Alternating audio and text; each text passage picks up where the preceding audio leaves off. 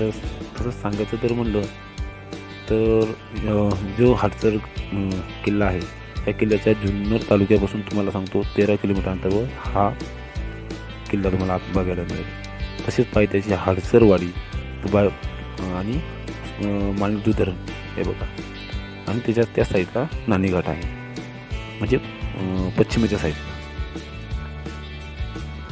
तर चला तर तुम्हाला मी आता तोफा दाखवतो.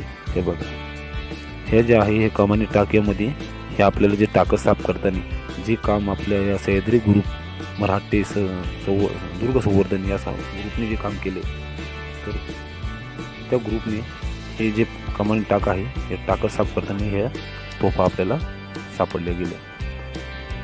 तर तुम्ही बघू शकता खूपच सुंदर अशा तोफा आहेत. तर ह्या तोफा आपल्याला हडसर गडावरती बघायला मिळतील. तर हडसर गड